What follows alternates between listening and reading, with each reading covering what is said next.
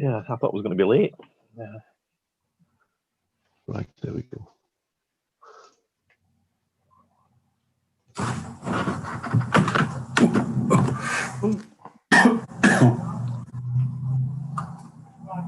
Sorry, I seem to have lost you all. There we are. Sorry about that. So, welcome to Rise and Design. Welcome to my dining room, your living room, your bedroom, wherever you happen to be. It's a glorious day, isn't it? It's going to be a glorious weekend, but as I said earlier, we have a Scotsman in the room, so we're not going to say why it's going to be a glorious weekend. All right, it is. All right. more than one. Oh, sorry, of course, yes. We really shouldn't talk about that thing. As I say, yes, welcome to Rise and Design. My name's Terry McStay. It's great to see you all here. The last one before the summer break. Those of you who were with us last month might remember I was telling you about my foreign holiday a few weeks previously.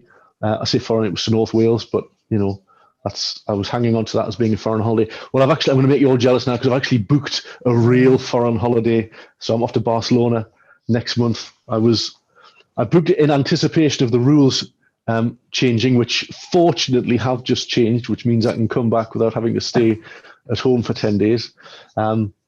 So if anyone's got any, I've only been once and that was very briefly. So if anyone's got any recommendations and suggestions of places I should go, preferably places that are free or at least cheap, then put them in a chat. I've started my spreadsheet. I'm ridiculously organized when it comes to holidays. So I've got a spreadsheet or I will have, with all the things I need to do. We went on holiday, went on a bit of a road trip, but it was a road trip in California about 4 years ago. And I had like a ring binder like that. But in my defense, you know, we were visiting 4 different places, doing lots of traveling, seeing lots of things in San Francisco and Monterey and lots of other places. So, you know, I thought I was justified in being organized. I mean, the PowerPoint presentation I did the week before might have been overdoing it a little bit. So this time around, I'm trying to, you know, be a bit more chilled. But as I say, I still will welcome any recommendations that anyone has. But anyway, enough about me. As I say, welcome to Rise and Design. I'm just going to put you on gallery view. So can I just have a quick show of hands from those of you who are here at Rise and Design for the first time? Give me a bit of a wave. Well, there's a few of you. Well, a very special welcome to you. I'm just going to turn my, sorry. I'm just going to turn my projector on. There's that many buttons to press here. And just tell you a little bit about, sorry, I'm pressing all the wrong buttons. Tell you a little bit about what you've let yourself in for. So this is what we're going to be hearing about today. I think with it being the last one before the summer, we didn't want to have anything too heavy. But having said that, you know, these might not be very sort of business or as business focused as usual, but these are still important things that people are doing, just for slightly different reasons. But in fact, you know, you could argue more important than many of the things that we hear about. But for those of you who are here for the first time, this is Rise and Design. We've been doing this every month for the last almost 12 years, which really doesn't bear thinking about and was never anticipated, but it just kind of seems to work. And this is why, because we as Design Network North believe that great design can improve any product, service or business. And our role is to help make that a reality, thereby increasing the contribution that design makes to, well, it says to the economy, but to you, to your business, to what you do, to your life even. So in those 12 years, I think we've done about 150 of these events. We've had 6,000 and odd delegates along from a couple of thousand businesses. We've had nearly 400 speakers who come and shared their knowledge, their expertise, their stories. Sadly, that bottom right figure hasn't gone up for a year and a bit. The bacon sandwich number still is stuck on 6,253. But hopefully it won't be too long before we can ask Bill to come back and give us all breakfast again. But these sessions really are a good way to meet people. I'd encourage you to meet as many people as you can today. And you can do that just as well online as you could if we were all in a room together. It's about sharing knowledge. The speakers are going to be sharing their stories, but that we've all got stories to tell.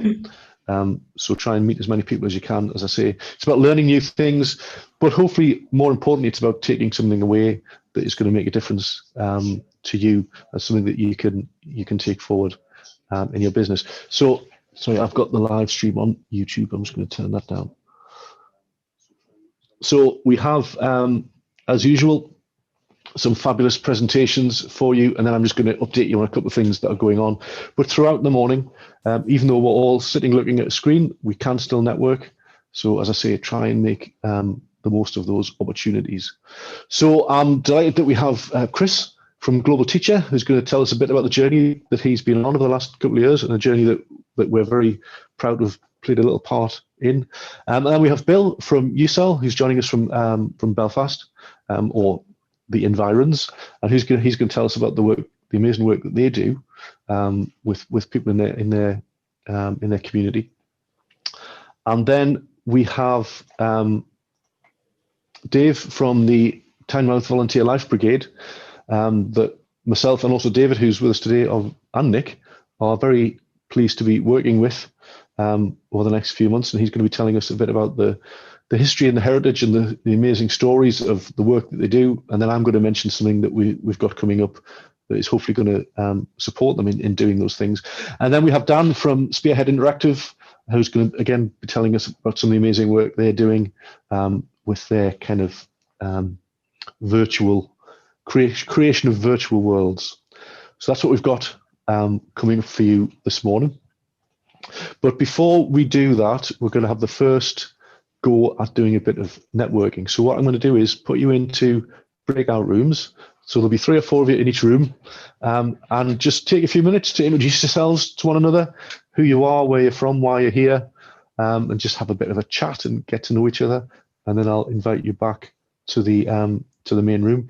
If you end up in a room on your own, it's not me making a point. It's just that the other people who were meant to go in the room aren't in front of their screens at the time. But I will keep an eye out. So I'll try and put you into another room if that is the case. So don't take it personally. It has happened in the past, so I'll try and avoid it this time. So you should get a little. I expect to be in a room on my own this morning. Well, I'll put you and Sandy together. How's that? Yeah. Thanks. And you can talk about that thing. We can talk about how much we hate Englishmen. And, yeah, exactly. So you should get a little window that comes up and invites you to join a breakout room. So just click on that, and then I'll drag you all back here in about 5 minutes or so. Okay, right, off you go.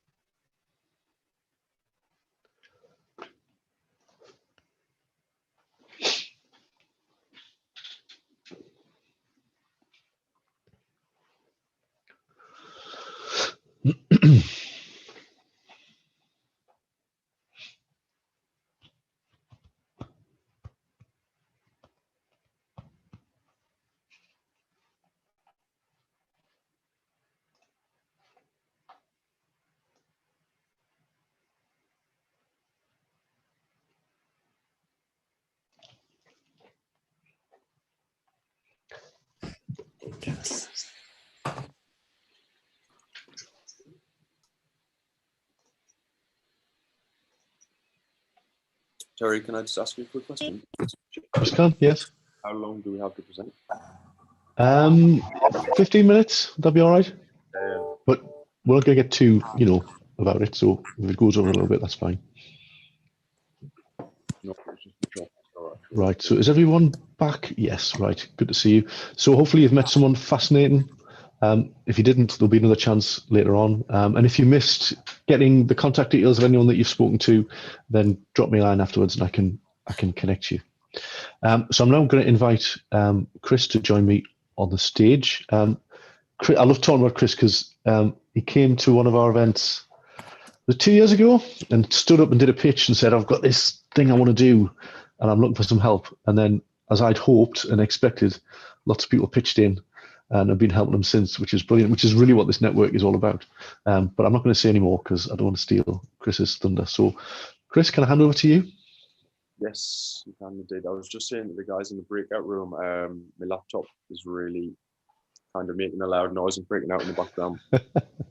I don't know if I'll be able to get the presentation up in time, but I've got it. So I'll just share my screen.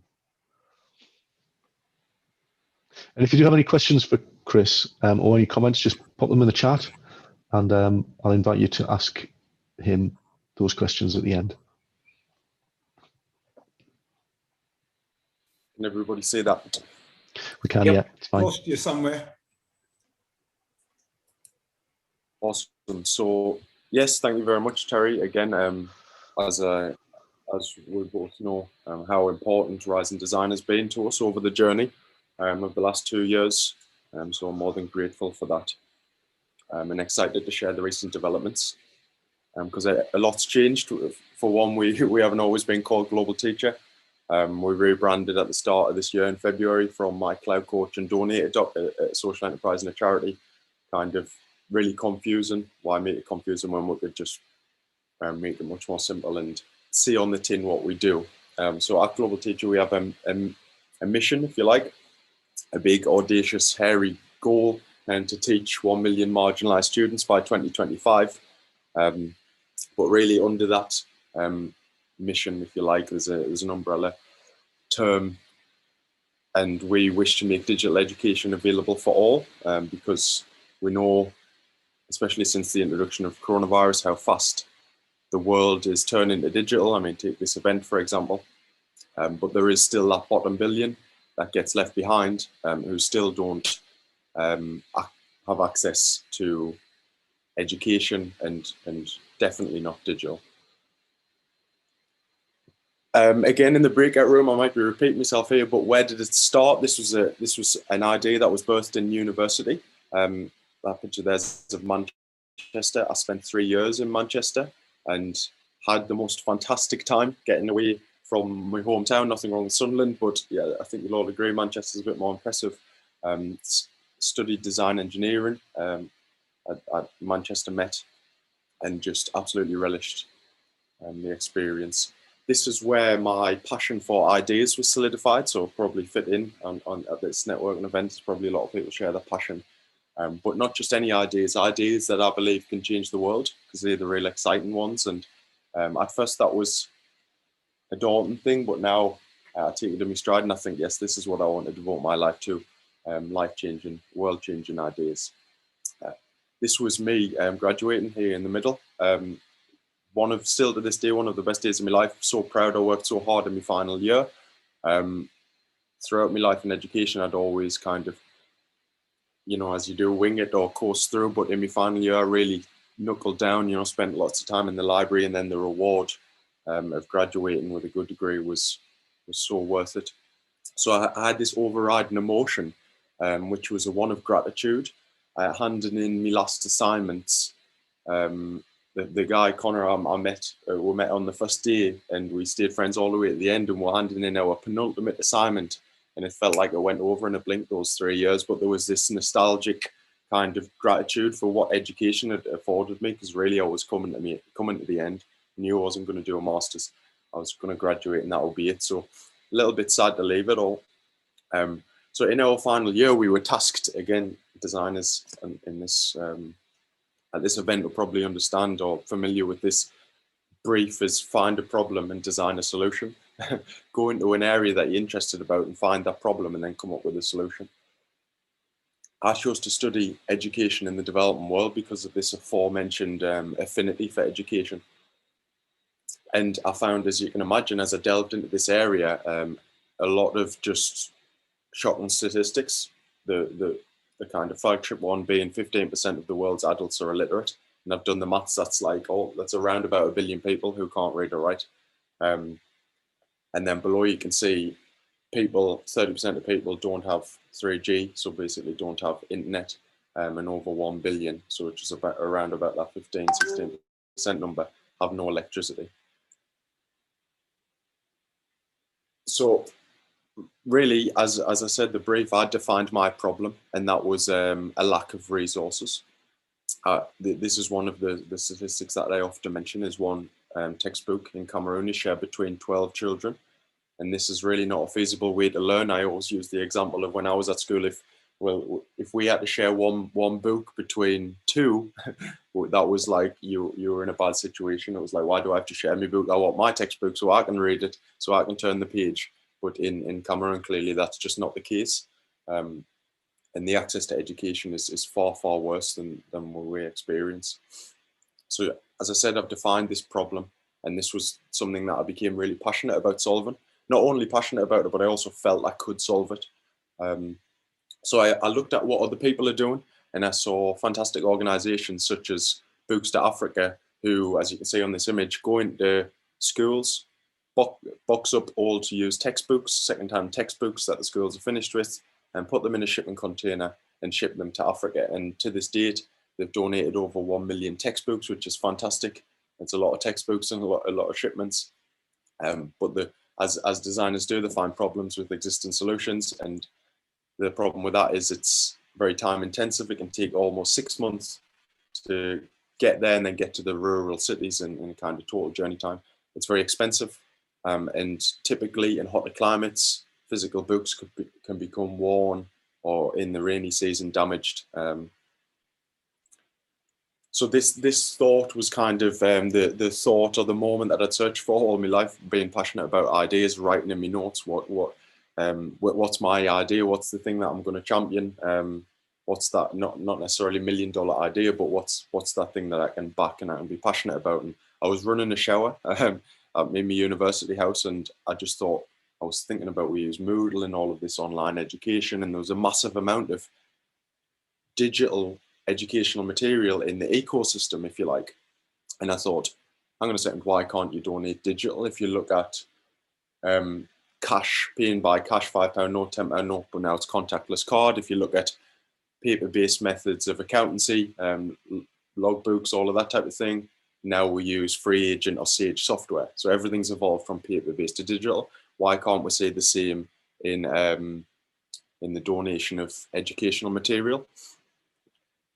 The problem then persisted of, okay, so you've got this fantastic donation idea where teachers, educators can donate their digital content, but in that rural setting where they have no internet, no electricity, how do they access the donated content? So really the design project became about Pod, and Pod is a low-cost, durable solar power projector that makes all of the donated content available offline and off-grid in rural parts of the world.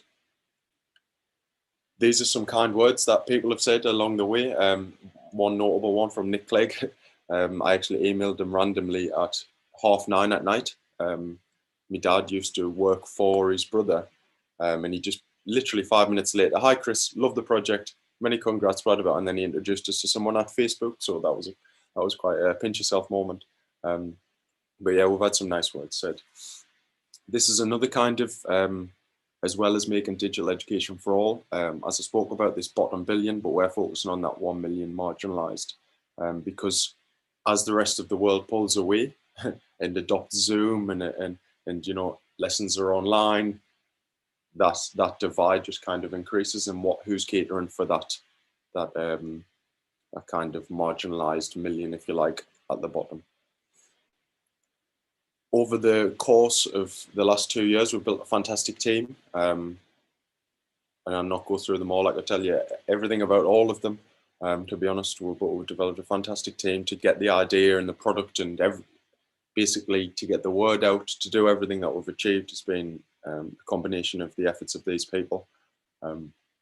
Also, we started off as a CIC, a social enterprise, but then we registered a charity and created a board, which we're still adding to. We actually just recruited a chair, which I'm so excited about. Her name is Sumi, and she's originally from Malaysia, moved to Northern Ireland and worked for PepsiCo, had this fantastic professional career, and then has agreed to become the chair of our charity, and she's really high profile and perfect for the role, I would say. So that's going to definitely take us to the next level. This is an example, a little case study of Oswin. So we currently partner with Steve Cram's charity that he co-founded in Newcastle called COCO, and they have partner schools in East Africa, and Oswin manages a cohort of schools there, and that's where we're going to do our pilot project. We actually had a trip there planned last year on 2 occasions, July and then November, and as you can imagine, both got cancelled. So really, as soon as we can, we're looking to get out there. But firstly, we're going to send our projectors over for a pilot project.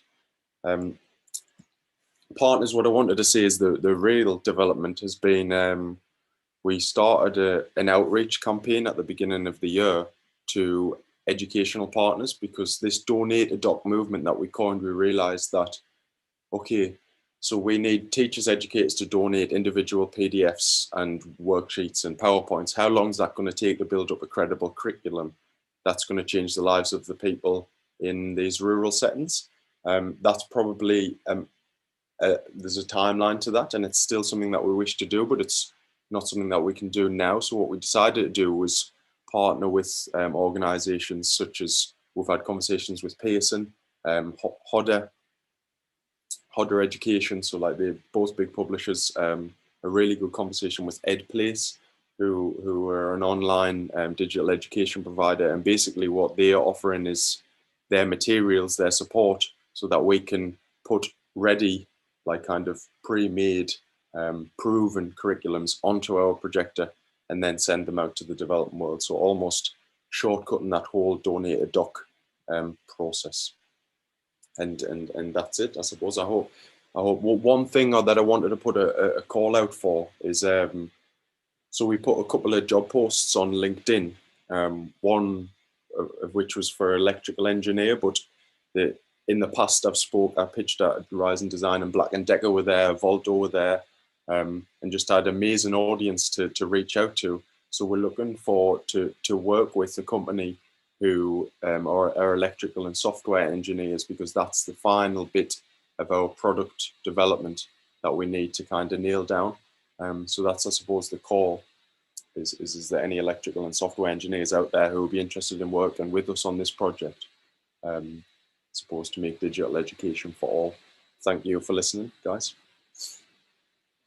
I'll stop sharing now. That's brilliant. Thanks for that, Chris. I'll just, if we could thank or show appreciation to Chris in the now usual manner, so we don't applaud. Bit of jazz hands. That was fabulous. Thanks for that, Chris.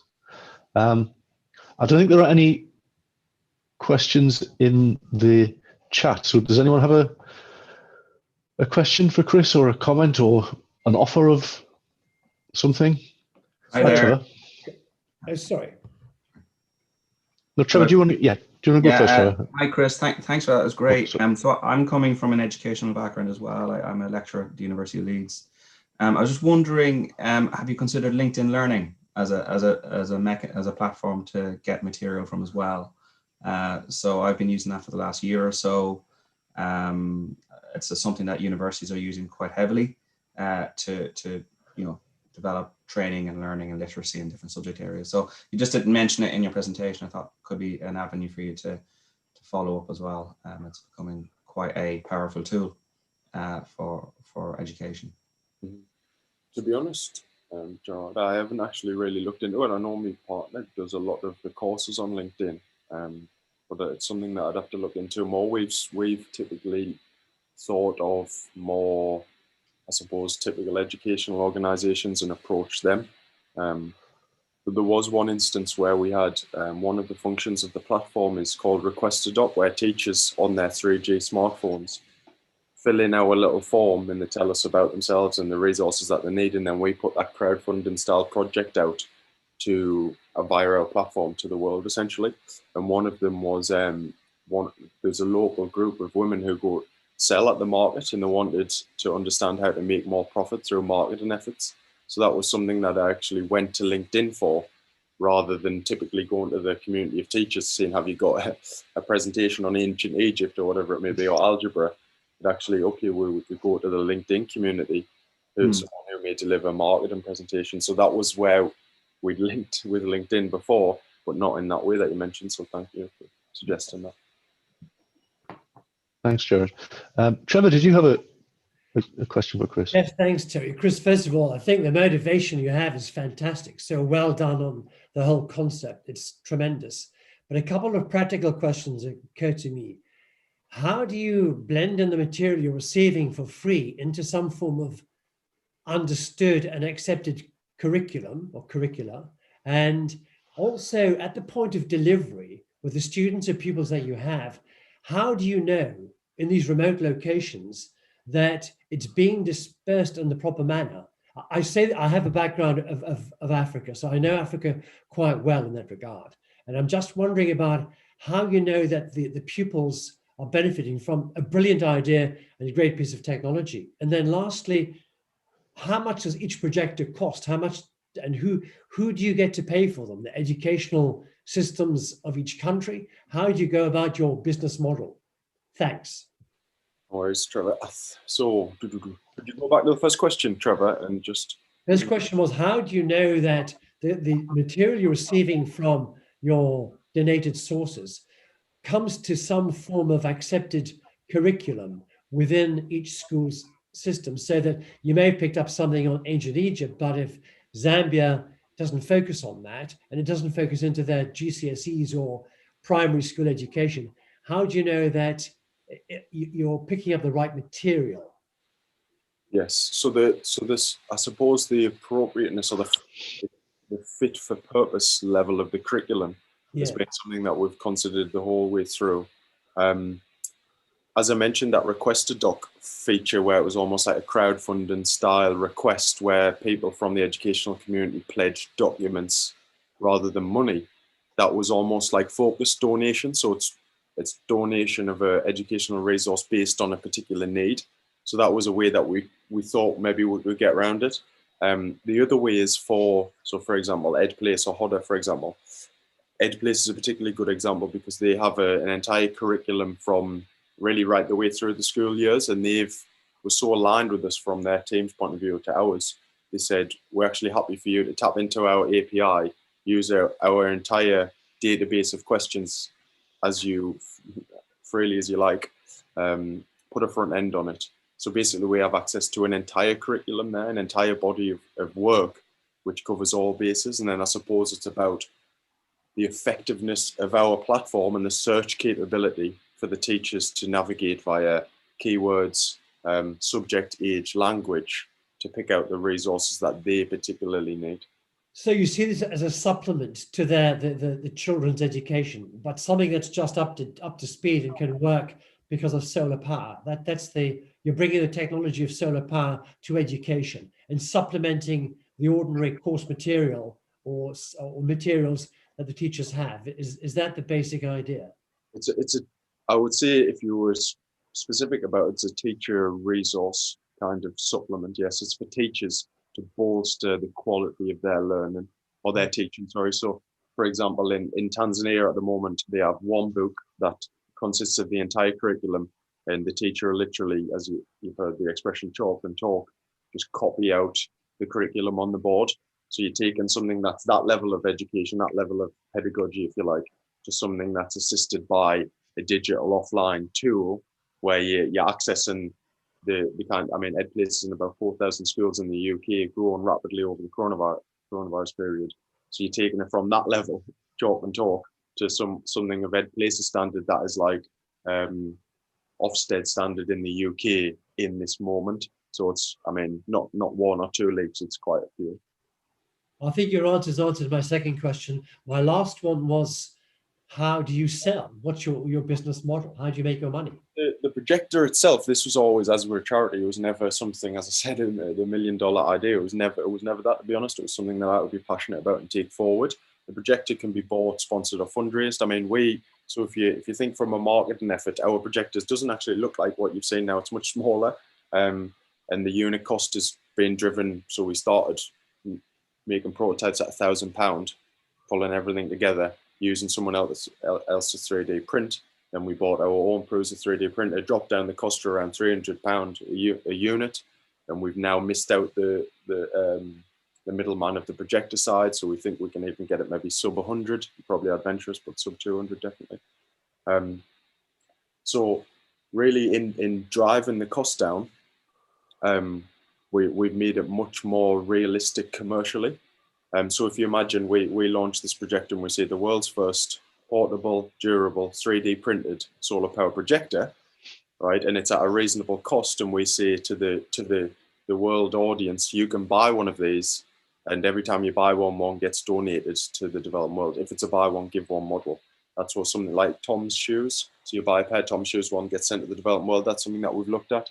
But I don't see the potential really in the commercial model of the projector. I think where the potential is within the platform. So if we're building a platform, which we've put a lot of time, effort, energy, money into, to create not just a donation engine, but a marketplace. So currently what exists on the market is platforms or websites like Test, Times Educational Supplement, Twinkle, Sparkle Box. I think teachers pushed for time go on to the internet and say, I need to use the ancient Egypt example. I need a PowerPoint on ancient Egypt, but I haven't got any time and I'm teaching the class tomorrow. I'm going to buy this PowerPoint off some other teacher for £3.50. And what, like eBay, what Tess, Times Educational Supplement will do, they'll take a selling fee. So for that transaction, so teachers buy and sell resources. So what we want to do is create a marketplace where teachers buy and sell resources as they ordinarily do.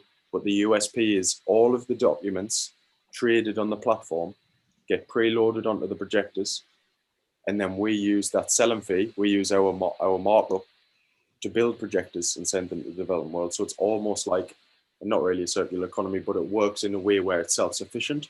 So the activity, the regular market activity that already happens, funds the for good nature of the project, and it's a good sell to teachers because teachers are doing good, which is in the heart anyway, at no extra effort or cost to them.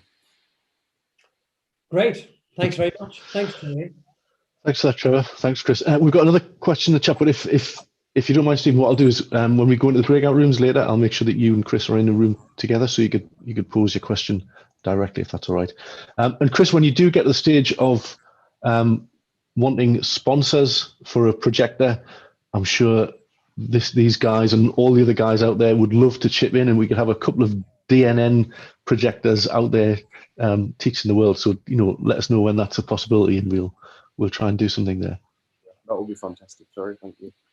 But that's great. Thanks a lot, Chris.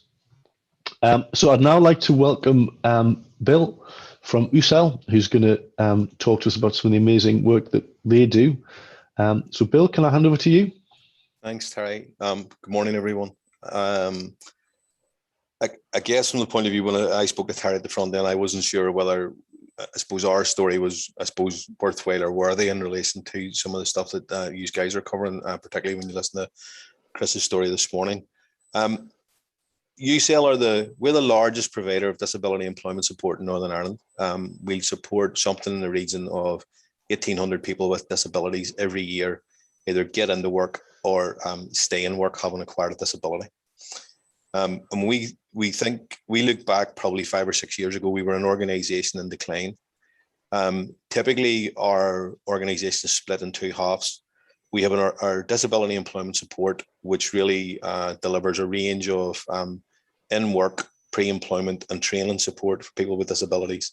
It engages with something that is about 700 or 800 employers across all of Northern Ireland to secure employment. We also had a range of social enterprises where they were, or business units that really employ people directly. At that point in time, we were making beds, new beds and mattresses. We also had a business that made high-end leather satchels. And we also then had a business that made a range of customized bags, covers, carriers, predominantly for the emergency services. And that part of the business was starting to rapidly decline. The reason behind that was really manufacturing cost.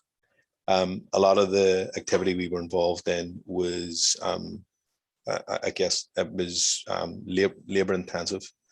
And in order for us to get our manufacturing costs in line with some of our competitors, we would have had to automate, which would have been counterproductive, because the more we automate, the less people we need, which sort of removes the very purpose of our existence, which is really to create employment and employment opportunities.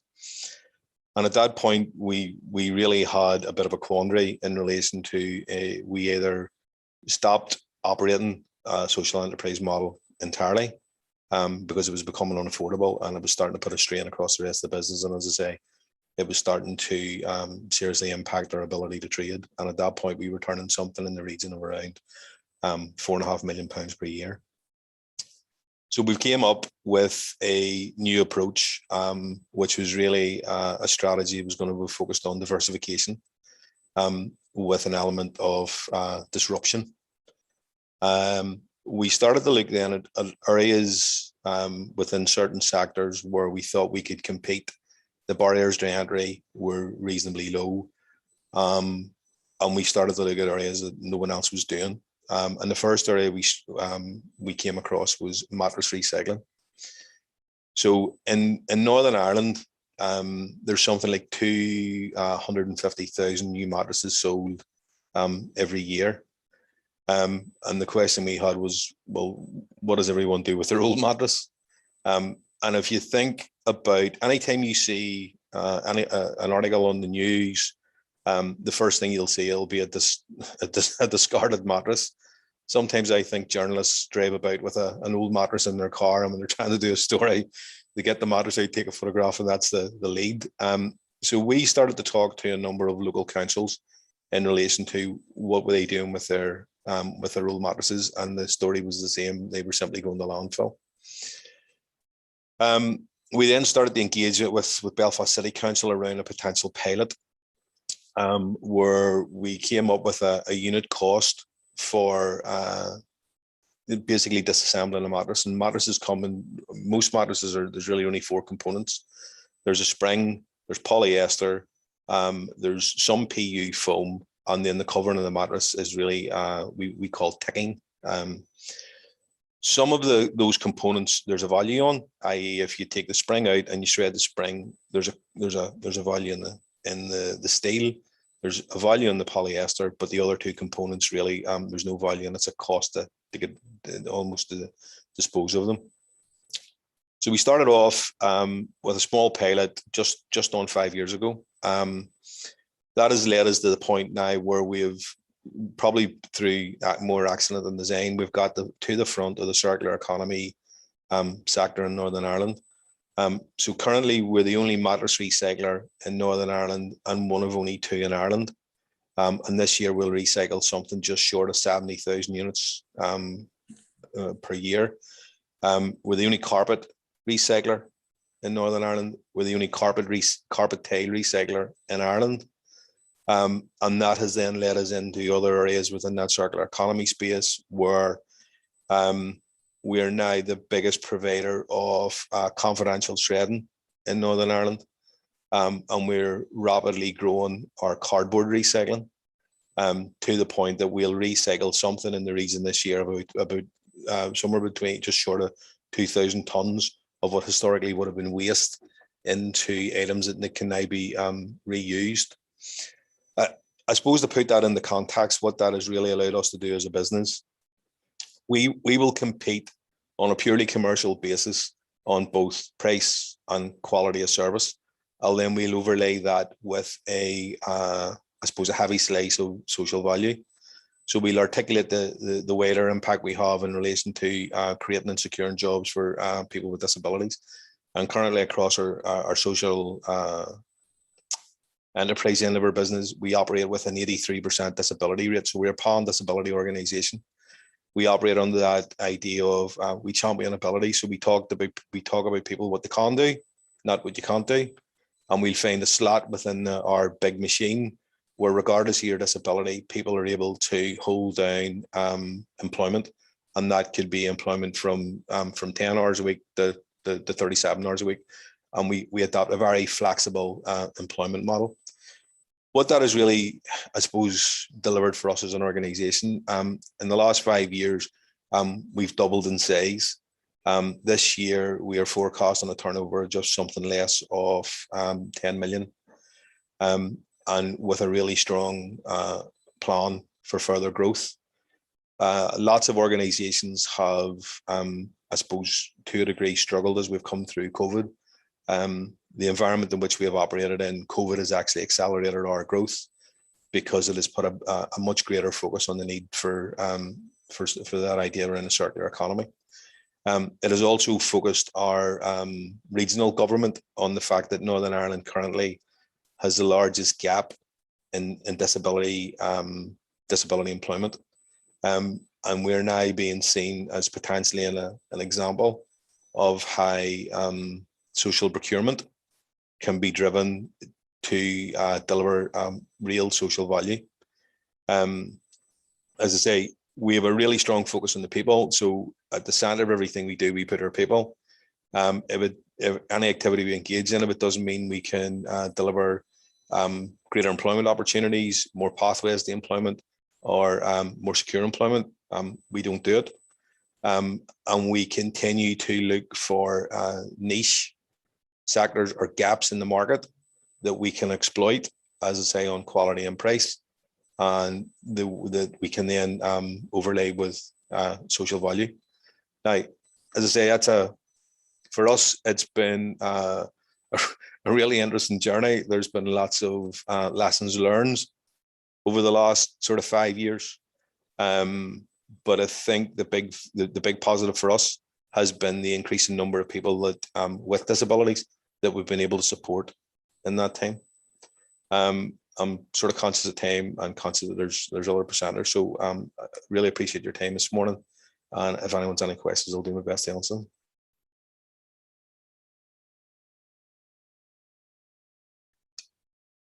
I'll unmute myself. There we go. Thanks for that, Bill. I think the thing, because we chatted a few weeks ago when I was put in touch with you and thought you'd be great to come along to this session, the thing that certainly came across was that in terms of your organisation, yes, you employ people with disabilities, but it's not on a kind of they'll be able to manage. It's on the basis of they will be brilliant and the things they will do will be fantastic, and it's a focus on quality, not on being some kind of, whatever the perceptions might be, and clearly that's worked because some of the statistics there and the growth and the contracts you're winning. That's obviously the right way to go about things.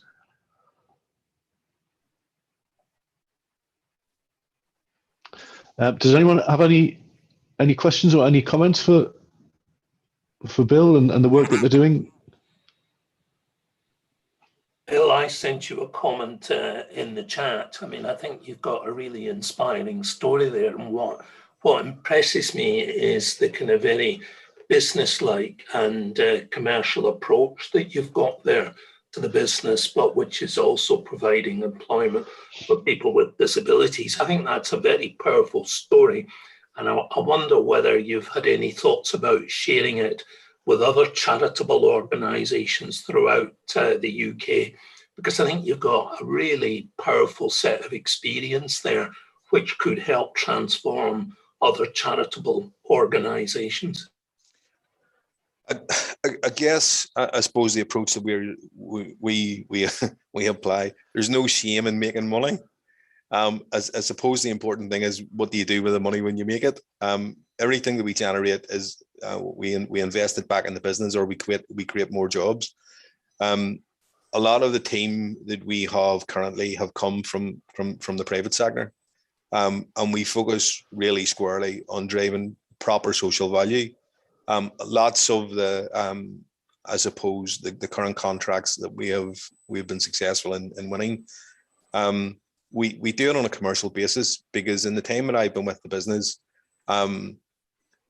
I suppose what we have seen is lots of people make, I suppose, talk about making a social purchase. But 9 times out of 10, when people are buying, as an example, mattresses or whatever, they buy on quality and price. So I don't think there's anyone, there'd be none of our major customers buy from us because the people we support have a disability. They buy because it's the best price, it's the best quality. And I think the point that we drive every single day is social enterprises are proper structured businesses that deliver social benefit. But the main thing we all have to do, we all have to survive. And if we have to compete on a commercial sense in order to do that, that's what we have to do. Well said. Absolutely right.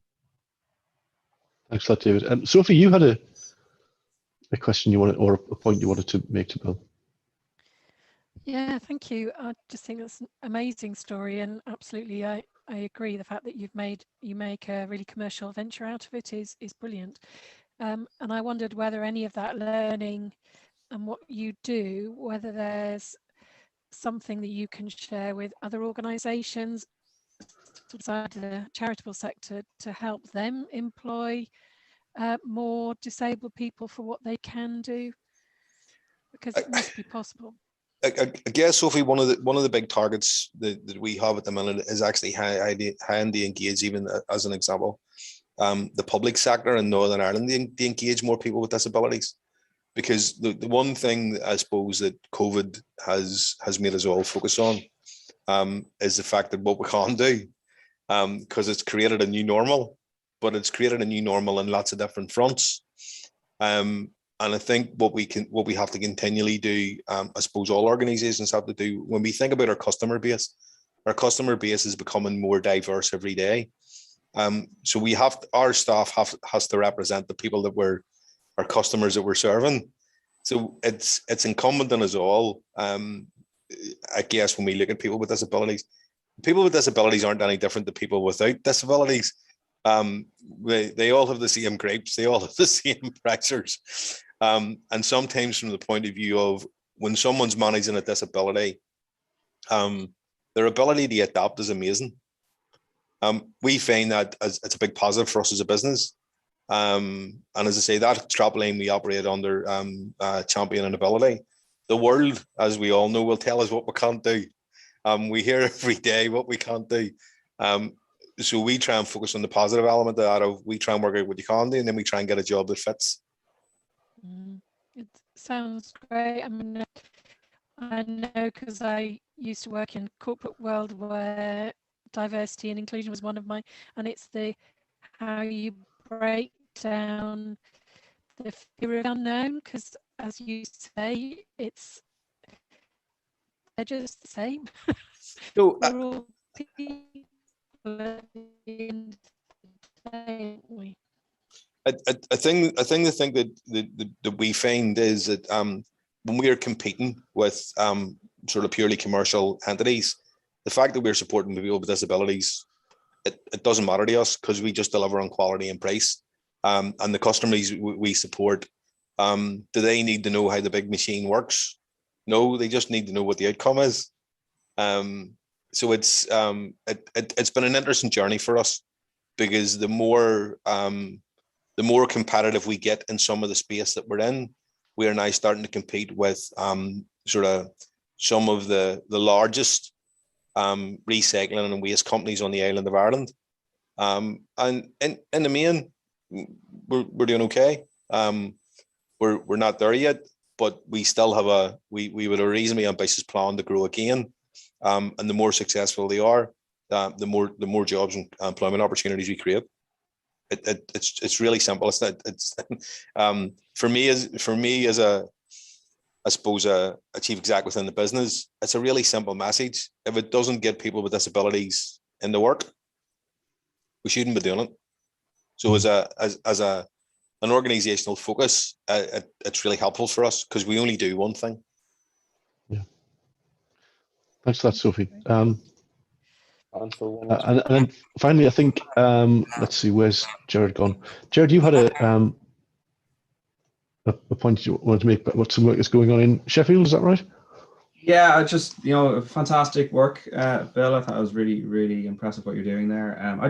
When you were talking about, when you're deconstructing the mattress and certain elements have value, and this kind of story popped into my head. It was out last year, I think, where again, the foam was valueless last year until this came along, where they've come up with ways of quickly growing food using old mattresses in, I think, Syria. So they've, and that's a non-profit piece of research coming out of the University of Sheffield. I thought it might be something that for you to. One of the things we are looking at, Jared, we're looking at a technology at the moment with a Canadian partner, where PU foam can be sort of reprocessed into polyoil. Which would allow it to go sort of back out and be reproduced in a different grade of PU foam.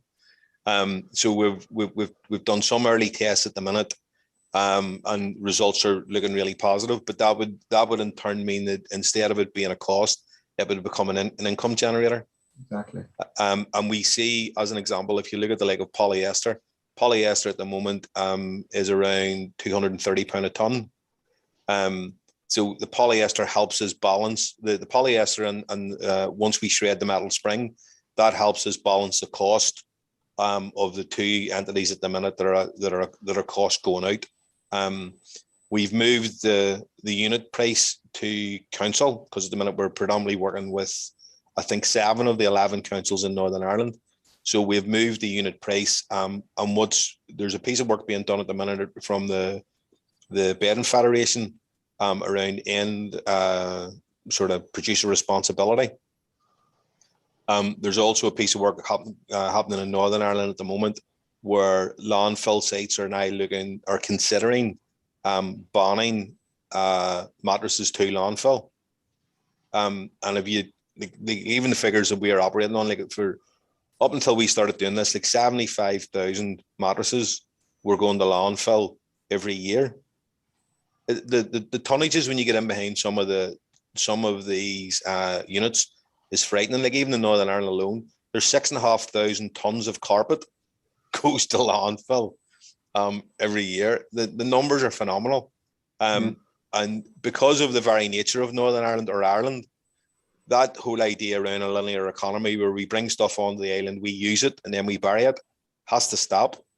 And I think you'll see the circular economy starting to take real traction now that we've been out of the EU, because we're going to have to think about our waste in a different way. Thanks, Bill. Thanks, Jared. Thanks, Jared. And I mean that there's a link there in the chat, but if you don't manage to get that, Bill, I can send that on to you. Okay, thank you. And then, I mean, as I mentioned when I introduced Chris, he came along to one of our events a couple of years ago and said, right, this is the challenge I've got. This is what I'm trying to do. Is there anyone out there can help? You're now part of this network, Bill, whether you like it or not. No, and it's great to have a connection with, someone across the Irish Sea. So if there's anything that we can do to support you, or that indeed that you could do to support us, it'd be great to have those conversations. So if you think there's anything because we've got a very broad membership of, hundreds, if not thousands of companies in all sorts of different areas. And they all love helping each other, and particularly people who are new to this network. So, if there's things that you've got in mind now or that come along in the future, we'd love to see if we could help and make some connections there. Okay, thank you, Terry. But thanks for joining us, Bill. It's a great story, and it's been great to hear it. So thanks for that. Thank you.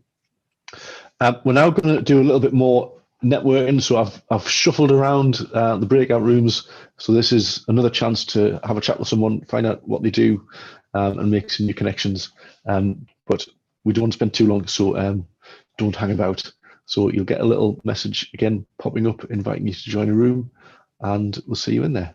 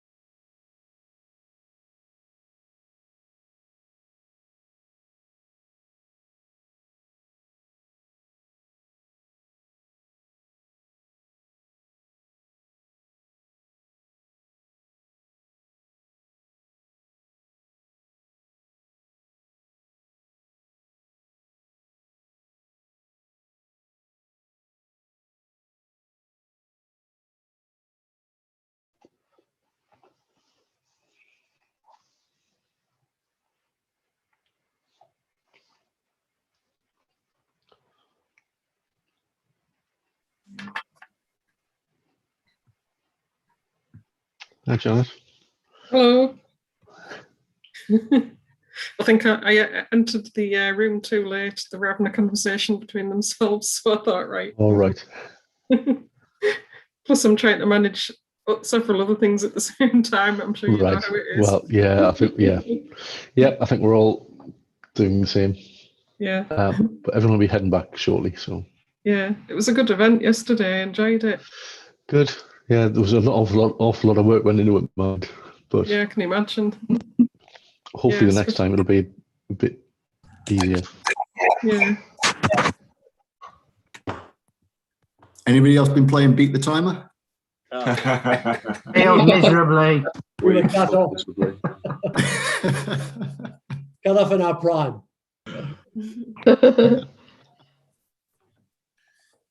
Right, welcome back. So, as I said before, hopefully you've met someone amazing.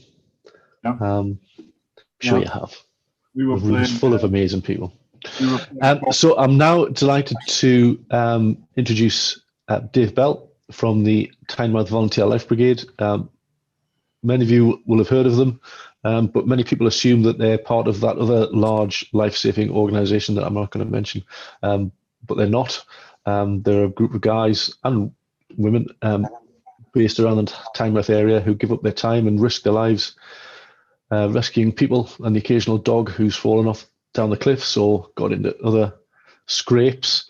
And we've been working with them for the last few months, but I'm not going to say any more because I'm at risk of stealing Dave's thunder. So Dave, I'm going to hand over to you to tell us more about the amazing work that you do. Okay. Good morning, everyone. And thank you for giving me the opportunity to talk about the brigade and the stuff behind it. First of all, I was just going to introduce myself. Who am I? I'm Dave Bell. I've been with the team for 31 years. I retired from the rescue team and took on the Watch House directorship, which means I look after all the buildings, the collections, everything else that goes with it. I'm also quartermaster, so I spend all the money that we raise. Because of COVID, we've had a torrid time. That's why we're trying to diversify the fundraising streams, because of obviously we don't have any footfall coming through the museum, and that's where a lot of our finances come from, to support the museum and to support the work the rescue team does. Right, a little bit of history. I could talk about this for a long time, so if it gets boring, just somebody wave at me and I'll move on. But in 1864, we were started in 1864, which is 156 years ago, 157 years ago. I normally do this just to set the scene. Queen Victoria was in the 27th year of her 63-year reign. The American Civil War was still going on. The Geneva Convention was signed. The MCC was founded, and Tolstoy's War and Peace was published. Gives you a flavour of what it is. Going back to Tynemouth, there were no street lamps. The Tyne piers hadn't been finished. They'd only just started. There were just little stubs. There were no paved roads. There were no telephone or radio systems. Imagine without a mobile phone. It's bad enough if your mobile phone breaks now. Imagine if you just didn't have any of it. And if you wanted to send a message to somebody, you sent a man up the hill with a note. So on that night, the 24th of November, 1864, we also had a massive southeasterly gale blowing, and ships were seeking the safety of the Tyne. These were the piers. There's a thing called the Blackmin Rocks in the mouth of the Tyne. They're notorious rocks.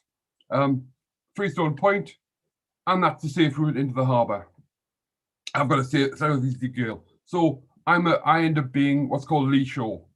If anything goes wrong, we end up with them on our rocks. And we end up with 3 ships: the Friendship, the steamship Stanley, and the Ardwell. There was a Coast Guard team at the time, and there were lifeboats, but the lifeboats weren't motorized lifeboats. There were 12 men in a rowing boat, giving it what for. What happened that night, the people of Tynemouth came down to watch because there were all these ships ashore, and within 100 meters of of safety, they watched 32 people lose their lives. What they didn't tell you is that they also saved 34 people, but there was a huge public outcry about it. And a man called John Morrison, this guy, had an idea to train a band of men.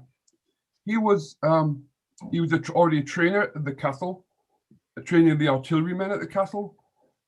So how hard could training a few men? So training a few men, how hard could that be? He took his idea to two guys, John Spence and Joseph Spence. They were both prominent politicians at the time. They were both mayors. They wrote the rule for a group of men to help the Coast Guard in times of maritime emergency. They were also quite smart businessmen as well. So what they did is to encourage the guy to turn up, they put free tobacco on. And all of a sudden on that night, the night of the 5th of December, 1864, 120 guys signed up. All of a sudden, poor John Morrison, who thought he was going to have half a dozen guys to train, had 120 guys to deal with. It's a completely different ballgame. So that's obviously because I also run a museum, I have all the documentary, all the stuff that we've got over the years is in the museum. But we're still around today. We're still a very active company. We're still a very active rescue company. The mission statement, because we've had to be dragged into the modern era because we're an accredited museum. Our mission statement has 3 specific items: to save lives and aid persons on the coast, to conserve and development the watch house and the artifacts to keep the museum going, and to educate. So we do the rescue team does the first objective. We in the watch house and the museum do the second, and we both join together to do the third, because that's a big part of what we do. It's Ed Sheeran versus Olivia Rodrigo versus 3 lions in the race for #1. Oh, right. Okay, so the rescue team. What does the rescue team does? 24 hours, 365 shore-based rescue team. We are what is called a declared facility to the Coast Guard. We do exactly the same thing as a Coast Guard rescue team. In fact, that's not strictly true. I always pause at this point because we do exactly the same thing as a Coast Guard rescue team, but our kit's better because it's one of those things. I'm quartermaster, so I buy all the kit, and because I'm buying ones and twos offs, I can probably afford a slightly better version of the kit. Whereas the Coast Guard, when they buy kit, have to buy 365 of everything because that's how many teams they have. So a rollout of kit to them is a massive event, whereas we can buy ones and twos. So we tend to, as the guys in the Coast Guard team, the Blythe Coast Guard team call us, oh, here come the guys with the Gucci kit. We have all, you might as well. And of course we'll let them believe that. Now I'll just flip on here. There's a few very quick images and pictures. That's a guy going down a cliff. You can't see. Photographing rescues is incredibly difficult because you actually have to be involved in the rescue to get the good photographs. And if you're involved in the rescue, you're not interested in taking photographs. You're interested in hanging on for dear life, basically. So photographs of incidents and rescues become very difficult to get. We do training, obviously water rescue training. These days, we're allowed to go in the water. I say that from a point where in the past, we never went in the water. We were always encouraged not to go in the water. These days, it's changed completely. So in water training, you've got to know your capability. So you've got to train in bad conditions. We carry all this kit, all these flotation. They've all the rescue team have got dry suits, life jackets, all the stuff to keep them safe.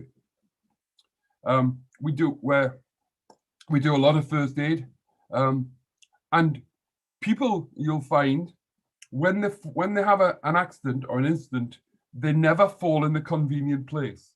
They never fall in the middle of the floor with loads of room around them.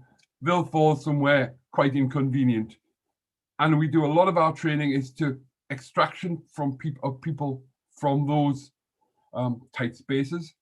You're like, if somebody's going to trip and fall, they're going to fall on a set of stairs. Have you ever tried to extract somebody from a set of stairs? It's not as easy as it sounds, but it's something we have to train on, and we try. In the middle of that body is me, because I'm now used as one of the casualties. Dave, go and lie down there and pretend you've broken your leg. But we train on that, and we have to train in realistic circumstances, because that's what happens. And then we get things like oil birds. We did the searches for the oil birds. There was an oil slick, and we spent 2 days chasing birds up and down the coast. I know it sounds glamorous, it's not. And then there was the night the Pedalo Swan came ashore. The Pedalo Swan came off time our boating lake, and the guys had stolen it, taken it off the boating lake, carried it down the cliff, across the beach, and onto the seas. And they then pedal off because they were going to a party around the corner in the next beach down called King Edward's Bay. And when we got there, the police had been alerted. The police helicopter was out. This white swan with 4 guys pedaling like hell in it came round the headland with the daylight beam of this huge helicopter illuminating in this cone of light. It was so surreal. And some of the radio messages were, hello, yes, I can confirm the Swan is going south for the winter. The guys who were pedaling it when it hit the beach were arrested and put in the cells. They were cautioned under piracy on the high seas. Now, if you're going to have a criminal record, that's the sort of one to have, you know. What's your offense? Oh, it's just piracy. It's okay. So, and we have vans washed ashore. We do helicopter lands. This is on when the helicopters bring casualties to the hospital, the RVI. We go and prepare the landing sites because the helicopter doesn't like to land blind, even though we are landing blind in this situation. And then we get to the museum. It's the hidden gem. Most people won't know about it. It's a free to get in museum, which is our base and HQ, and has been. It's just recent. The paint's just about dry, because during the lockdown we took that time to do a lot of maintenance on the building. We are an accredited museum to the ACE Council standard, and we use this to encourage people in, to encourage donations, and to have somewhere for the rescue team to live. This is Google Earth, obviously Google Earth. This is where we are. We're right on the point overlooking the River Tyne. A whole series of just pictures. We also have a 20-inch naval signal projector in the tower, which is that thing, which is a carbon arc. It's basically a big torch, but it's quite useful because we can do local searches and we can illuminate incidents when they happen. That's the watch house from the seaward side, and that's sort of the stuff's on the inside. Obviously, everything in there has a story, and I mean everything has a story. We have a host of figureheads, which are completely irreplaceable because figureheads don't exist anymore, and these have come off ships, and we have the stories behind all of these figureheads. And then we got talking about images because of the challenge that's coming. Just a quick flick through a set of images that are appropriate for the brigade, if that's all right, Terry. That's absolutely fine. Thanks, Dave. So just some images. We have obviously a blue plaque from North Tyneside. You see within the museum, there's lots of pipes because they put free tobacco on to get the guys to turn up. So we still keep those traditions going.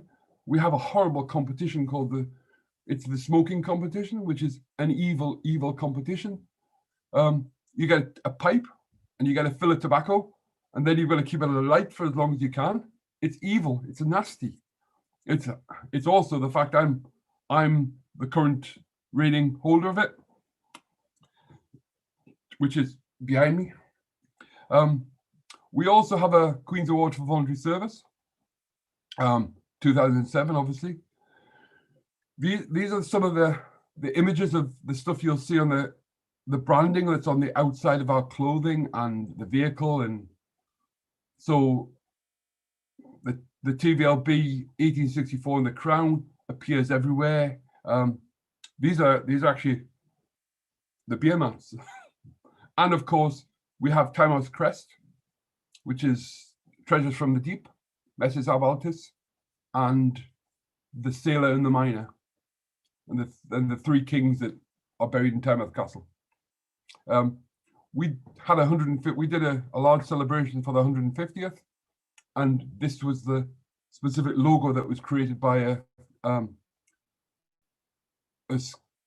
school created this. A schoolgirl created this idea of the wave and the banners with the life ring.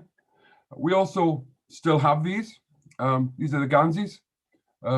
This is a Colour Coats pattern Gansey, which we've talked to Terry about. We still wear these. I actually have one. So those things, this is going back an indication of the way it used to look. The difference in lettering is the BTVLB is the Borough of Tynemouth Volunteer Life Brigade, which as a borough doesn't exist anymore. We had to drop the B off. This guy's also wearing a Tynemouth medal because Tynemouth Medal Trust can award medals for brave acts. This guy was swam out to some kids on a little foy boat and saved their lives. Images, just the wheel looking out of the piers, the blocks, the breeches buoy, and then unfortunately I've got hundreds and hundreds of photographs. These are just a few of them. The wreck of the Peggy, the wreck of the Craignook, the pier broken. Just to give you flashes of images, the dredger Buick behind the South Pier, behind the North Pier. It was right in this. The stonework you see is the pier. What was it? The Regis, yeah. On the rocks in front of the watch house. The fishing vessel Conjuan, the Ganton, that's Ganton and St Mary's. That's us doing a cliff job. If you see the five guys on the top of the cliff and the white thing at the bottom, that's a casualty in a stretcher with one of our guys. So these are the kind of things we're doing. And there is a social side. There's a thing called a smoker, and again, notice that they've all got pipes. They've all got pipes and beer. And then obviously we've met the Queen. We've met Sophie. And thank you for listening. If you want more information, tvlb.org, or come and visit us. Terry, taught myself to a standstill. That's great, brilliant. Thanks for that, Dave.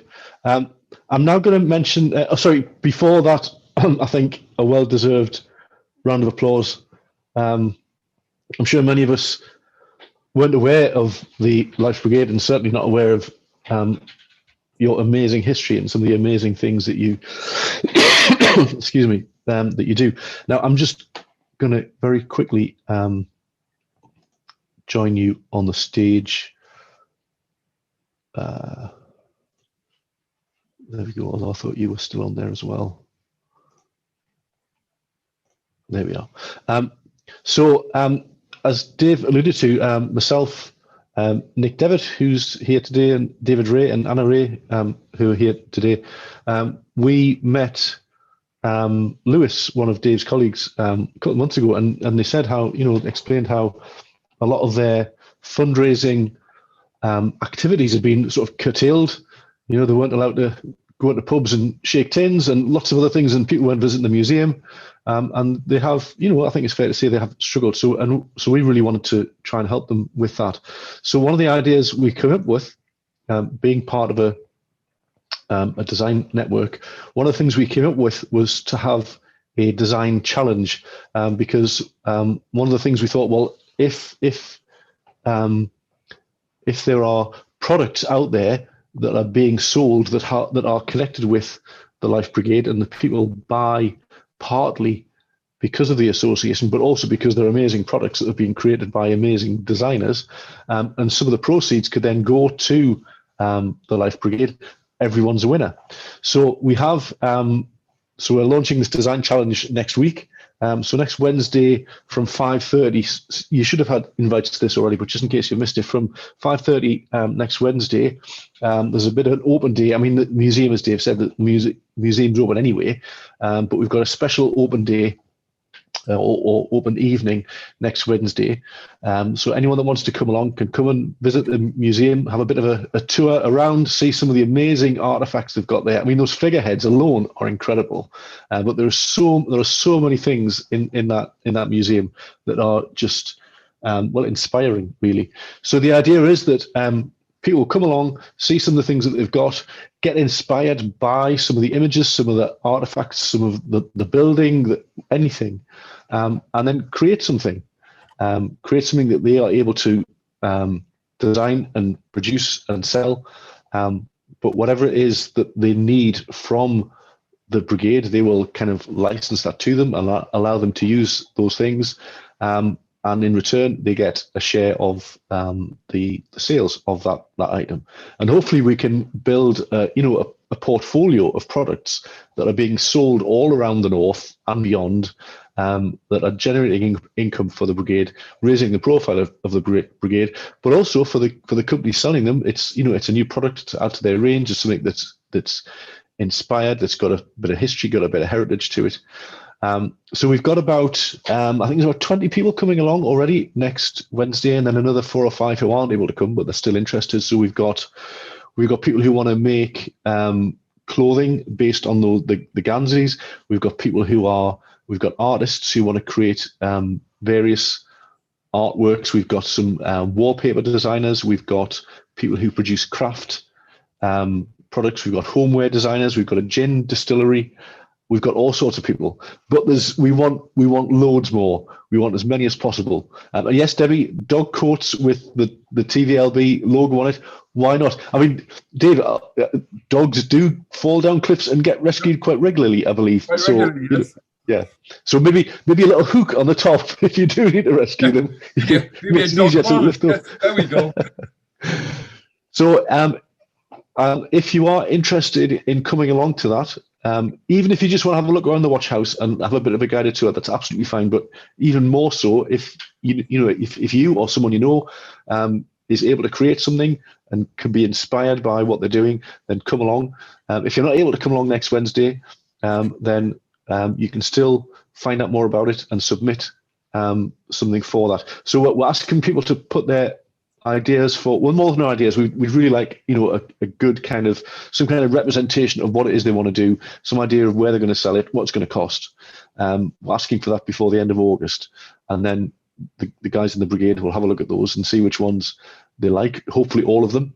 And then they can be produced in time for Christmas. But it's not a one-off. We're hoping this is going to be an ongoing thing. And we're hoping this partnership really bears fruit. So tell tell your friends, tell everyone that you know that this is going on, because we want to get as much out there as possible.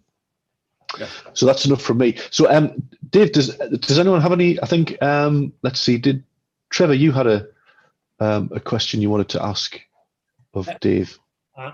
Dave's actually given me an answer to one of the questions, Terry, which was, are there any other organizations like TVLB outside of RNLI in the UK? And apparently there are three. There are a few of us. RNLI, hang on, RNLI. Oh, sorry to mention that. It's all right. They're a very efficient charity. They're really good at it. When you think about life saving on the coast, your first thought is RNLI. I wish I had their network of people supporting them. But we actually have exactly the same status as the RNLI. They declared to the Coast Guard that they will provide a set of services. We do exactly the same thing. We declare to the Coast Guard we will do exactly the same thing as a Coast Guard rescue team, and we do. So we have exactly the same status. I've got a lot of good friends in the RNLI, but I've still got to do the sign of the cross because they're a competitor in the funding side of things. So we've got to be sensible about that. And they're really, the women's network they have is brilliant in it. But we still have to do the fundraising like this design challenge. It's something different for the guys to get involved in, and something unique that can help both the businesses and the brigade. Yes, that's a great idea. So the other question I had, Terry, was when you're running this thing, Dave, TVLB, do you have to tie to some national maritime standard and actually say that you've done this and tick this box? How do you operate in that fashion? What we've got to do is we have to, because we're declared to the Coast Guard, we have to meet and pass the examinations to allow us to do the things to the Coast Guard standard. So rope rescue training, there are 3 levels that you're assessed at, you're trained at, and you get a competency award for. So we have to do all of those to the satisfaction of the Coast Guard. So the Coast Guards come and evaluate us and make sure that we're doing things correctly to their agreed methodologies, and we get it.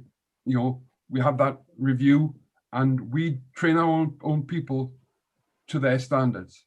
So we have to meet the Coast Guard's criteria, because it's different now in the Coast Guard, because the Coast Guard lost their Crown immunity. So everything is risk-based, and they are very conscious about making sure that everyone is trained up correctly and in the same manner. We also are trained searchers. We're trained in the same way as the police are trained. So what the Coast Guard was finding, that they'd send a Coast Guard rescue team out on a search to look for a missing person, for example, and the police would then come along and not understand the search the Coast Guard team had done, so they'd go and search again. So what we've done is we've put the standards have been created and agreed with the police and all the people who are the police, the mountain rescue. If we all go out in a search, we all now use the same language and we're trained to the same manners. So when we come back and report to a police officer that we've done a search and 95% probability of detection, they understand when we all use the same terms. Good. Thank you. Thanks, Dave. No problem. Thanks, Trevor. And again, thanks for that, Dave. Those of us who are coming next week are looking forward to another visit to the museum. We were there a few weeks ago, and it's fabulous. And as I say, tell your friends and anyone who you think might be interested. Stick something on LinkedIn. This is going on. It's a great opportunity. So I'd now like to welcome Dan Riley from Spearhead interactive. I'm just looking for Dan. Where's he gone? The first time anybody's ever said that. Gotta go now. So, all the best. Okay. Oh, you've just moved. Bye. Right, Dan, can I hand over to you to show us By all means. some amazing things? Right. I'll do what I can. Okay, just before I start, can everybody see that okay? We can, yes. Fantastic, that's great. Okay. Just gonna fight with Zoom for a second. Great stuff. Good morning, everybody, or what's left of it. I'm the founder and the CEO of Spearhead Interactive Limited. We're a digital transformation company and we're headquartered in Middlesbrough. We specialize in the creation of interactive and immersive software, typically used to solve commercial and enterprise-based challenges by visualizing processes and by visualizing data. Thanks very much indeed, Terry, for inviting us alongside the team at Design Network North. It's been a number of years since we've attended a Rise and Design event, and it really is a privilege to have been asked to come and speak with you all today. So thanks very much again. Okay. There we go. So Terry first approached me to talk about a specific project that we've been working on at Spearhead. However, the more I thought about the topic of the presentation, which was designed for good, the more I began to think about the sector that we've been working at the forefront of for the last 8.5 years. More specifically, the value and the benefit that can be provided not just to customers, but also to society through the technologies that are developed, the solutions that are created, and the possibilities that they provide us for the future. We've been fortunate at Spearhead Interactive to work with some phenomenal clients, from local SMEs based in the Northeast through to global multinationals, and often pioneering a number of new solutions. For example, we worked with MAN Engines to bring augmented reality to the Southampton Boat Show back in 2014. We improved the visitor experience and saved significant amounts of time and cost by replacing a physical V12 1900cc marine engine with an A0 piece of paper, essentially, and providing people with an augmented reality experience to interact with that engine virtually, rather than having to obviously transport and maintain it.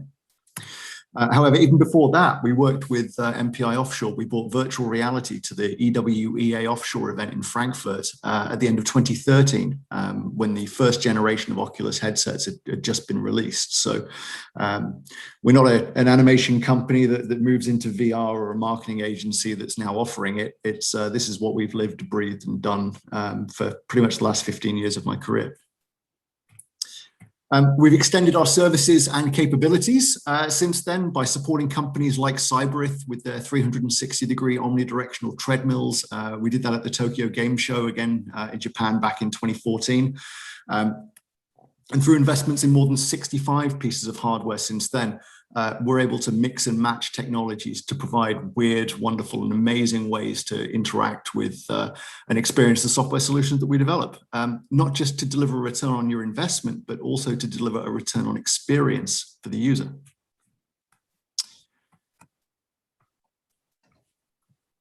So ultimately, we are an ideas and solutions business. We sit down with clients from a variety of different sectors, disciplines, and geographies to discuss, define, and discover ways to solve the challenges that exist within their organizations through the use of different technologies, whilst ensuring that we're putting people at the heart of the digital transformation journey. Perhaps it's a marketing and engagement solution like the experience we developed in collaboration with Accenture for the RBS Six Nations Rugby Tournament. You can just see there. Come on, there we go. Or perhaps the solution is also operational, maybe using augmented reality or wearables to drastically improve efficiency and productivity within logistics.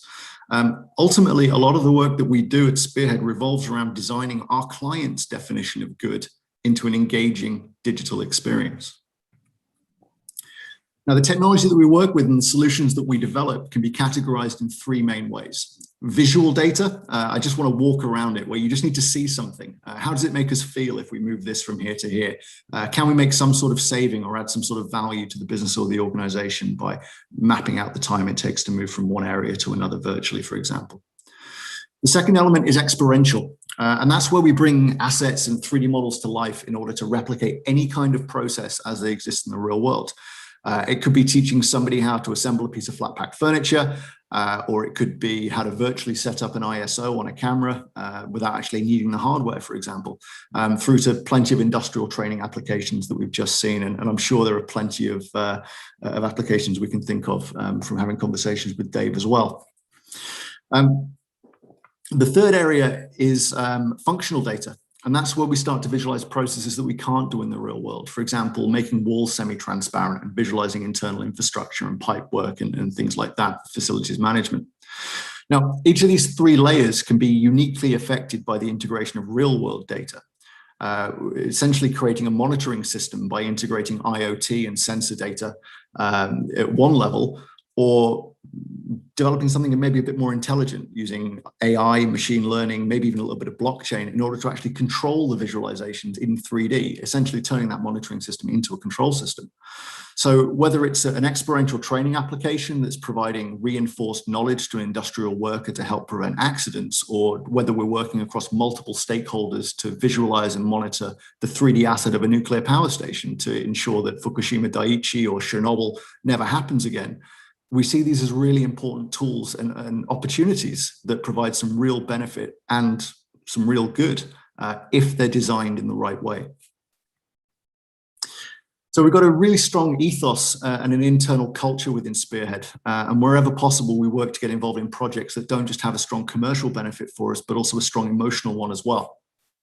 For example, we completed projects for the Northeast Specialist Therapeutic Centre in Hartlepool, NESTS.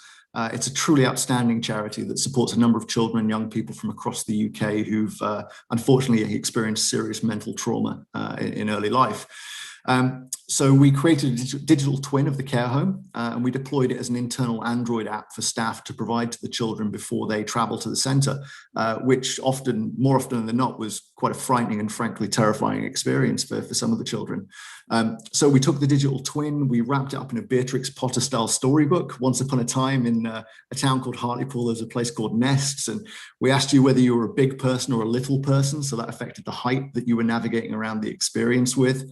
And we gave you the ability to navigate around freely and also threw in a little teddy bear hunt as well to encourage engagement and familiarization with the space before the children actually arrived. And that project was deemed extremely successful. Wherever possible, we also try and reinvest our expertise in developing solutions that we feel are valuable for society as a whole. So we work on our own intellectual property during periods of downtime in order to spin out new products and services that we hope will do some good. So in 2018, we released Safe Space VR. Again, that's a mobile app, but this time it's 360 degrees and virtual reality on Android and iOS. And that acts as a sensory room for kids with autism. Through the use of a cardboard VR headset, users are already transported to one of 4 different spaces that are designed to turn the benefits of an existing sensory equipment to 11. Why have a bubble tube when you can have a bubble Vegas waterfall, for example? Or one of 4 different emotional spaces that we've also put in there. So whether the user's feeling happy, sad, angry, or just needs somewhere calming to go, they can access all of these different environments for a single hub. And we work with Daisy Chain in order to validate a lot of the benefits of that solution. And again, that was incredibly positive and a really rewarding experience for us. More recently, we've completed work on an alpha prototype of a virtual reality training tool that we've developed specifically to teach patient intubation. It's really unfortunate that the number of people that are having to be ventilated due to COVID-19 is rising again. And we felt it was really important for us to do our own little bit and leverage our experience and our expertise to support the wider efforts of so many people across society around the world. So whilst we reached out to some clinicians and some friends in the medical sector, for the most part, it's been medical journals, YouTube, process breakdowns, and understanding exactly what it is that we need to do in order to replicate the process. And we're now at the point whereby we've got a pretty ugly looking alpha version, but the process has been mapped and it's ready for evaluation and testing by medical organizations around the world. And you know, we can always add polish a little bit later on. I suppose that goes to some design techniques as well. Get that MVP sorted first, and then you can put some extra things on once you prove the value of it. Never put videos in a PowerPoint presentation. Okay, finally, there's 2 projects that I think provide really great examples of the breadth of the spectrum in which we work to design solutions for good. And the first was designed in 2013 And as far as we know, it's still the first virtual reality reconstruction that's submitted as evidence as part of a real-world court case. Unfortunately, it was a fatal road traffic collision. The case had been going on for 3 years at the cost of around about £7 million. We worked on with a forensic investigator. We created a digital twin of the environment that was based on police surveys. We animated the vehicles accurately based on the tachographic information that was provided. We even rang the Met Office in order to get sun position, wind speed, velocity, anything that could have had any kind of effect on that based on the duty of care that we had with the solution.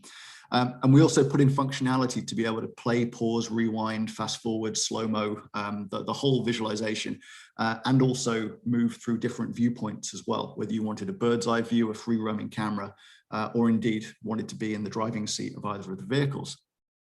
So this software was developed as both a PC and a virtual reality application. And honestly, being in the driver's seat in VR and knowing that what you're seeing was the last thing that guy ever saw is probably the most profound experience I've had in virtual reality since setting up the company. Absolutely incredible. Ultimately, the solutions were used by the prosecution and the defense teams to run through different scenarios and visualize exactly what could have occurred within there. So again, 3-year case, £7 million. We can't say what we did was the cause of it, but within 2 weeks of us submitting this visualization, the case was dropped. The visualization was also used to swiftly resolve the civil case that was brought about by the family of the deceased driver. So again, reducing stress, anxiety, and a host of other negative emotions and experiences to, again, hopefully provide some good there as well. On the complete other end of the spectrum is a project that we recently completed with Autism Matters. We ran through a full consultancy session, discovery and design sprint, as we normally do with these projects, in order to design the concept for what we believe is the world's first diagnostic tool for adults with autism. We've got the ability here for people to log in, complete a series of different exercises which can be assessed and evaluated before booking an appointment in world with a clinician. So the users also have access to their own safe space, and we'll pre-populate that with assets, lighting and colors that are chosen based on the answers that people give during that question-based triage process.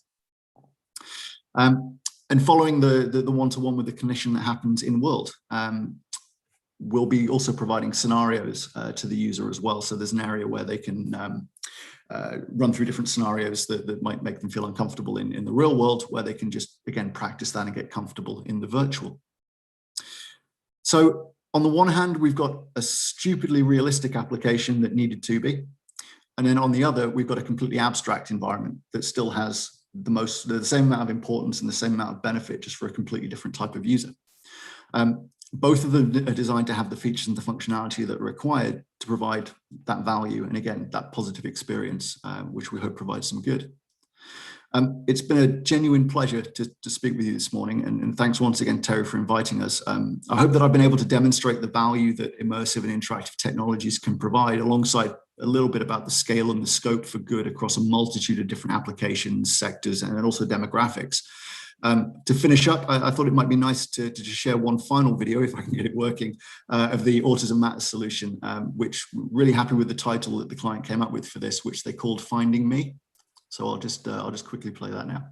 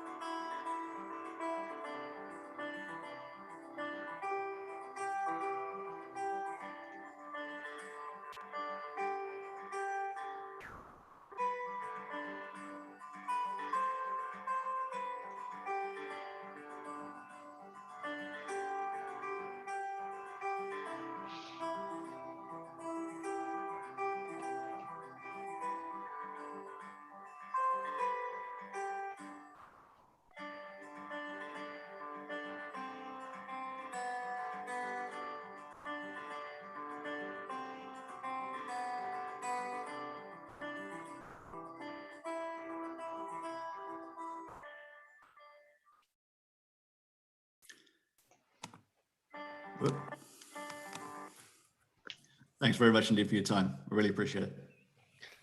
That's fabulous. Thanks for that, Dan. As is often the case with presentations like this, I think you've blown everyone's minds just a tiny bit. But I think, Helen, you had a point you wanted to to make? I think it's just a great application of the technology and giving people sight of a space before they are there physically. I can imagine I would find that useful at the moment. You know, I'm moving into new organizations post-COVID, have some anxiety around how things are laid out. I would love to do that. But then, you know, the greater need maybe with accessibility, someone who has accessibility needs can kind of assess the situation and have accommodations made before they're actually there, which obviously would reduce stress for them. So just awesome technology in so many different applications. Thanks for sharing. No, genuine pleasure. We've done some, one of the construction applications that we did, we built the functionality to essentially do a disability audit really quickly. So just changing the camera height of the user and extending the proximity box of the character to simulate being in a wheelchair. So you pre-construction, you're able to test it to see whether or not you can go through and it's all going to fit and work and those sorts of things.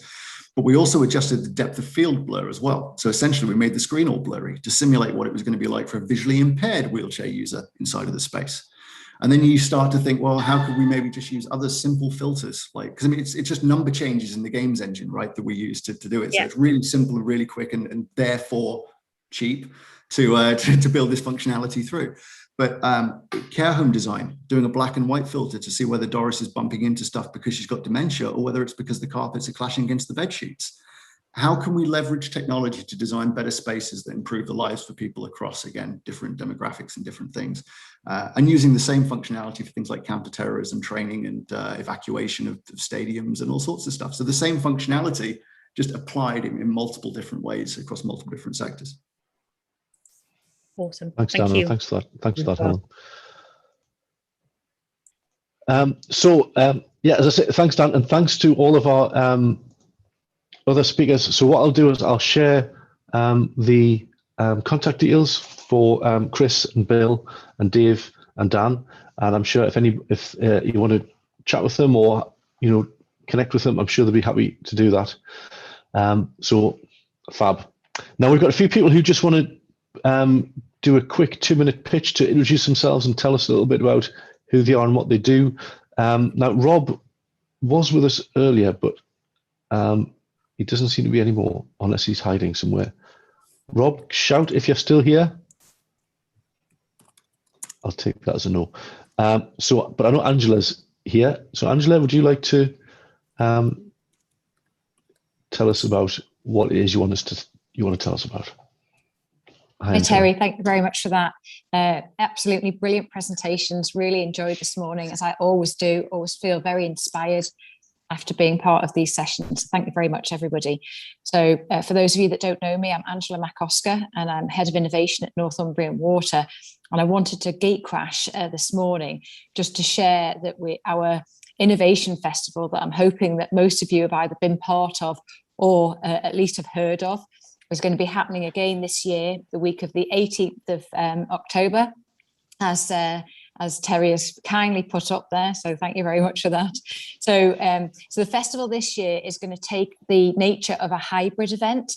So building on the really successful virtual event that we ran last year, we also want to add in some physical elements because we've really missed the energy and oxygen that you get from being physically with other people, especially when to create and identify solutions to some of the really tough challenges that we work on during the festival. So for this year, we're going to have the usual mix of water-based challenges that are the sort of things like leakage, flooding, customer service that are kind of a core part of our business. But some of these problems are also relevant to cross-sector businesses. So we'd absolutely love any businesses to come along for a little bit, for the whole week, for whatever you can spare, because everybody has really valuable expertise and knowledge that is invaluable to coming up with these solutions. So if you do want to come along and get involved, our website is innovationfestival.org. and you can already pre-register. I can send that link to Terry if he wants to share that further. But we'd love to have as many people along as possible. And I can't tell you where, but we will actually be having a physical venue in Newcastle where we will be having at least networking events if you want to come and have a look at that. So please do have a look at the website, and please do come along if you're available. Thank you very much. Brilliant. Thanks, Angela. I always do a massive plug for the Innovation Festival every year because it is one of the best things you'll ever go to. If you can't get to Glastonbury, this is a very, very close second. And even when it's online, I had the absolute privilege of running a session last year. In fact, my monitor is currently on the little box that all the resources came in, and it worked perfectly well. In fact, we had guys in from Iceland for the full time of the 4-day session who I'm pretty sure wouldn't have been, and I don't mean Iceland the company, I mean Iceland, and I'm pretty sure they wouldn't have come if it had been a physical event. So don't feel that it being online it isn't as good, because it is just as good. But anyway, I'll shut up now about the Innovation. As you can see, I'm almost as excited as Angela is about it. So thanks, Angela. We now have Sophie. Just wanted to mention something and introduce her. So Sophie, I'll just find you. There we are.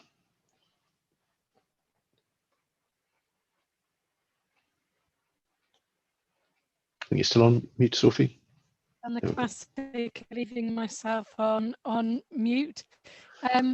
Yes, I just wanted to introduce myself. I started my own business. I used to work at Northumbrian Water, and I can absolutely confirm that the Innovation Festival is a great thing to go along to.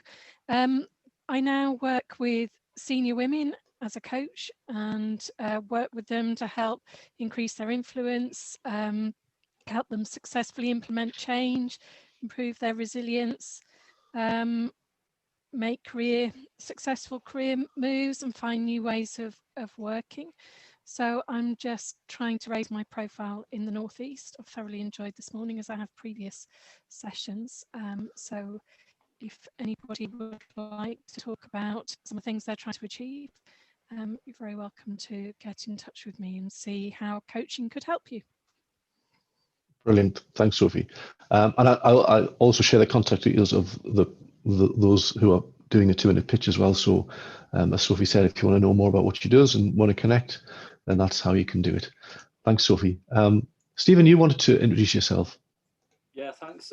This is the first time I've been to this event. I've seen it quite a lot of times, but I set up a business 18 months ago, just the start of the pandemic, and it's a creative agency. We design brands and communication for commercial and social change. Been very lucky in that first 18 months. I've had people who work, in the kind of like design industry for many years, have their own businesses and haven't worked for a year because of the nature of their clients and everything. So I've been just busy, or I think I've been busy. So what I'm starting to do now is to not to be a hermit anymore and attend brilliant events like this. I've had loads of Zoom conferences and obviously client chats. And this feels like you're actually, well, not quite real life, but it's a really nice format. It's obviously working really well. So nice one. I've loved it. Yeah, and we kind of have worked with enterprise brands, small brands, and we do a lot of, we're basically just a thoughtful design and creative studio.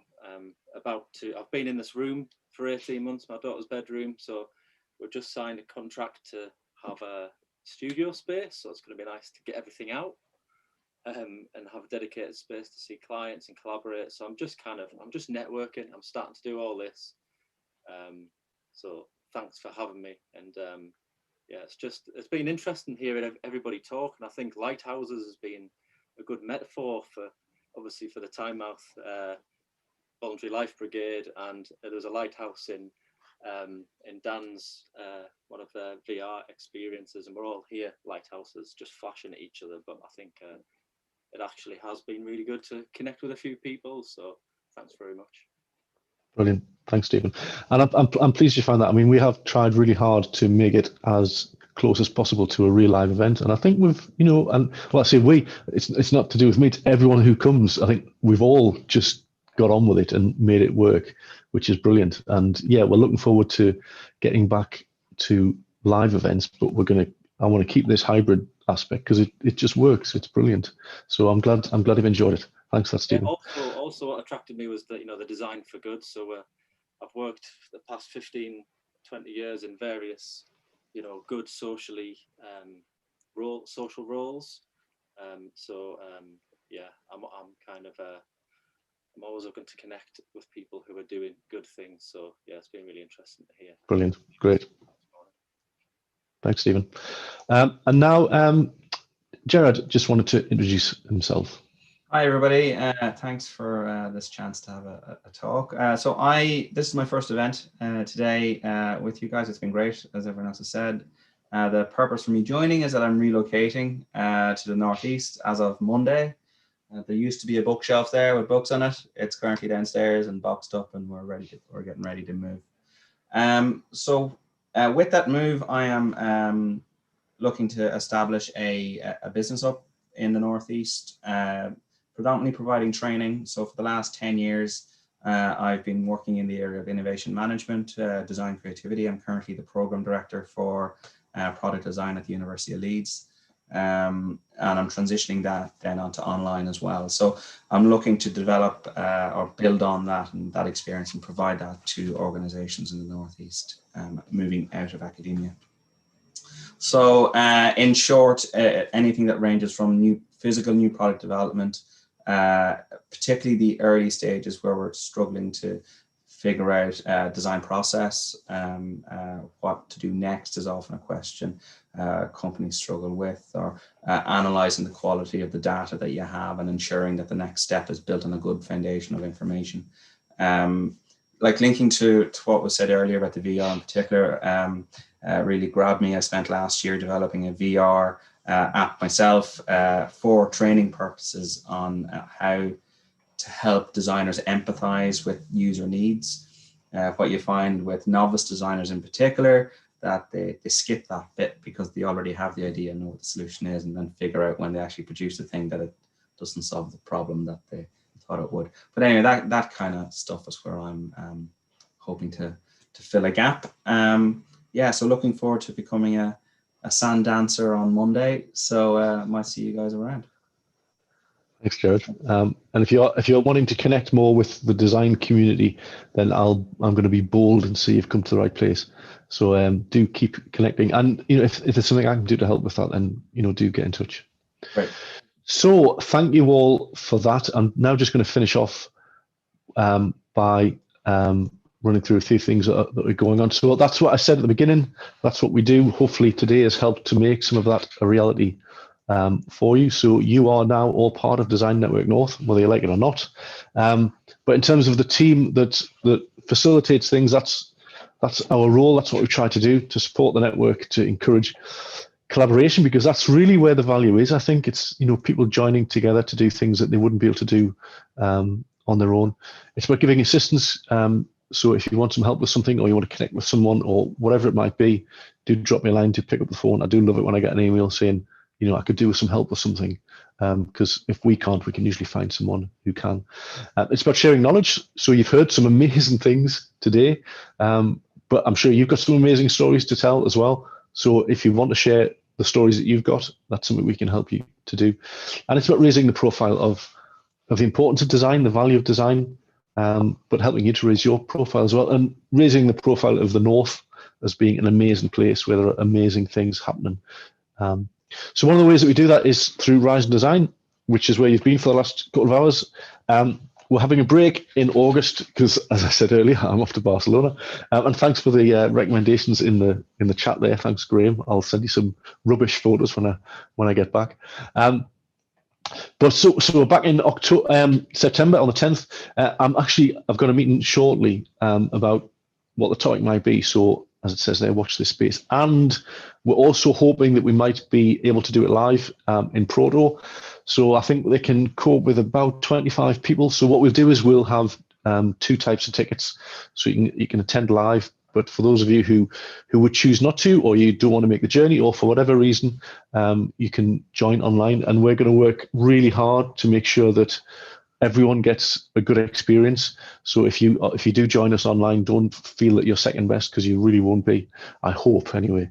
So we're going to try and make those work, and then hopefully that'll be the start. So in October, it'll be much the same. And for that one, it's over to you. It's up for grabs.